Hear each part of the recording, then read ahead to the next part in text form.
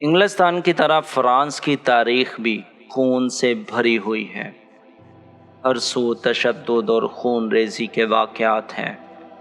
سیاسی کشمکش کے علاوہ بادشاہوں اور کلیسا میں صدیوں سے رسہ کشی چلی آ رہی تھی۔ 16ویں صدی میں کیتھولک اور پروٹیسٹنٹ فرقے کا جھگڑا بھی مسلسل 30 سال تک جاری رہا، جس نے لہو کے دریا بہا ڈالے۔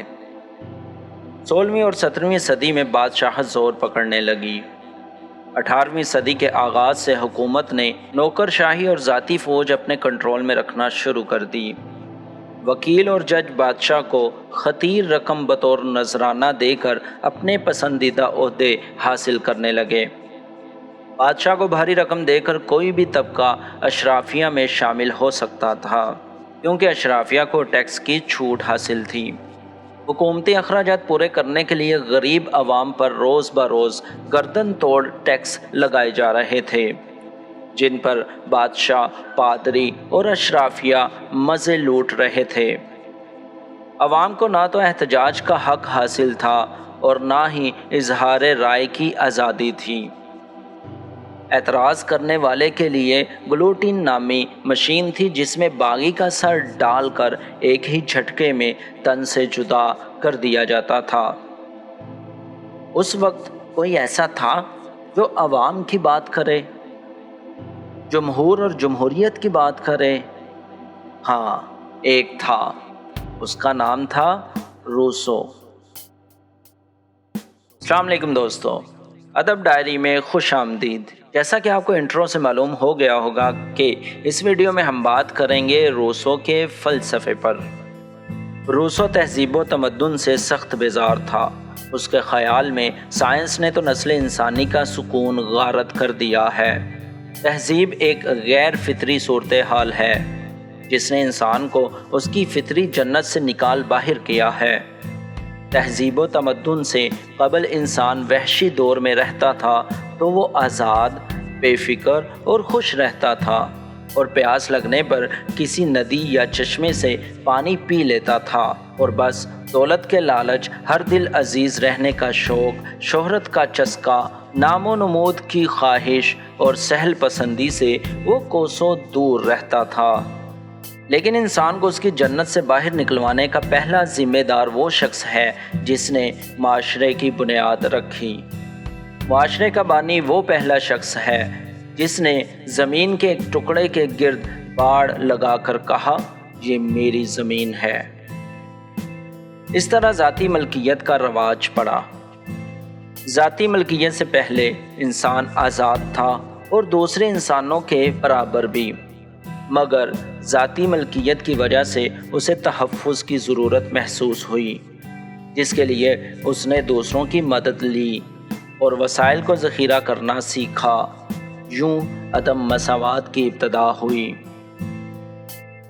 انسان نے اناج کی پیداوار اور لوہے کی دریافت پر تمدن کی بنیاد تو رکھ لی، مگر اسے اپنی آزادی اور مساوات دونوں سے ہاتھ دھونے پڑے۔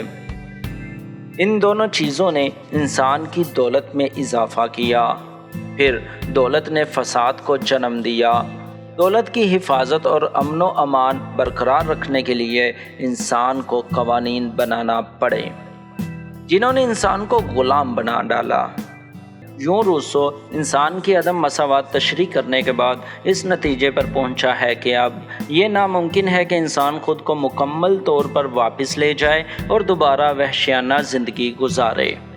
لہٰذا روسو ایک سیاسی نظام تجویز کرتا ہے جس میں انسان سادگی سے اپنی آزادی اور مساوات حاصل کر سکتا ہے۔ روسو کے مطابق انسان نے اپنے فطری سکون اور آزادی کے حصول کی خاطر سماج تشکیل دیا، جس کی بنیاد رکھنے کے لیے تمام افراد نے ایک سماجی معاہدہ کیا ہے۔ اس معاہدے کے تحت تمام افراد اپنے فطری حق سے دستبردار ہوئے اور کہا، ہم میں سے ہر ایک اپنا آپ اور اپنی طاقت ایک عظیم ارادے کے ماتحت کرتے ہیں، اور اس کے بدلے میں وہ ایک ناقابل تقسیم کل کا حصہ بن جاتے ہیں۔